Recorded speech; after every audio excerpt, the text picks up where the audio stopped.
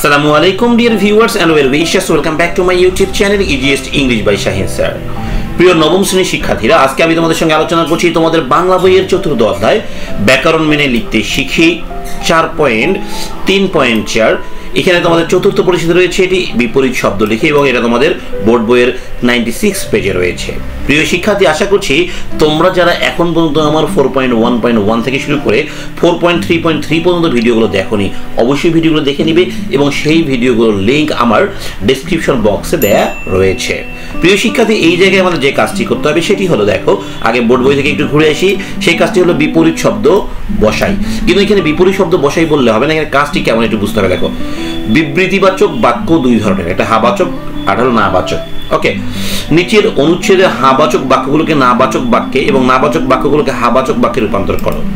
এই কাজের জন্য শব্দের বদলে বিপরীত শব্দের বসানোর প্রয়োজন হতে পারে। প্রিয় শিক্ষার্থী, এই জায়গাটায় দেখো, এইখানে যা আছে তার কিন্তু আমাকে বিপরীত করতে হবে। হা থাকলে না করতে হবে, না থাকলে হা করতে হবে। লোকটি প্রবাসীটা হাবোধক, কিছুদিন আগে তিনি বিদেশে এসেছেন হাবোধক। এখানে আসার পর বেশিরভাগ সময় তার মন খারাপ থাকে হাবোধক। এখানে যা দেখছি আমি সবগুলো কিন্তু হাবোধক। তার মানে এই হাবোধকটাকে আমাকে কি করতে হবে? না বোধক বানাতে হবে। তাহলে হাবোধকগুলোকে আমরা ব্যাকরণের ভাষায় কি বলতে পারি জানো? হাবোধকগুলোকে আমরা ব্যাকরণের ভাষায় বলতে পারি হচ্ছে অস্তিবাচক। তো এই জায়গায় আমি লিখবো অস্তিবাচক। কি বাচক বলো দেখি? অস্তিবাচক। বুঝতে পারছো? অস্তিবাচক। তোমরা সুন্দর করে লিখে নিবা এটা। আর এই না, এটাকে কি বলবো? নেতিবাচক। কি বলবো বলো তো বাবা? নেতিবাচক। ক্লিয়ার? তাহলে এই লাইনগুলোকে কি বলবো আমরা? নেতিবাচক। দেখো এখানে লোকটি প্রবাসী, এইখানে বইয়ে দেখি কিভাবে দেয়া রয়েছে। এই লোকটি প্রবাসী, তাই না? এই লোকটি প্রবাসীকে আমি নেতিবাচক বানাবো, কিন্তু মনে রাখতে হবে অর্থের কোনো পরিবর্তন করা যাবে না।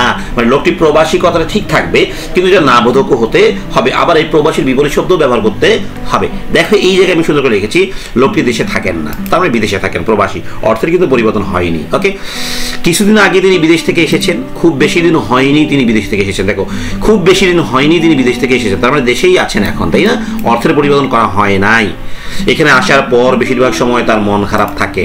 এখানে আসার পর বেশিরভাগ সময় তার মন ভালো থাকে না। এই যে খারাপের বিপরীত করলাম ভালো, এবং থাকে না, তার মানে কি? ঠিক কথাটাই বলছি আমরা। ওকে, বাবা মার কথা মনে পড়ে, মা বাবার কথা তিনি ভুলতে পারেন না। ওই যে মনে পড়ে বিপরীতগুলো ভুলতে না পারা। ওকে, তাহলে এখানে দেখো অর্থের পরিবর্তন হয়নি।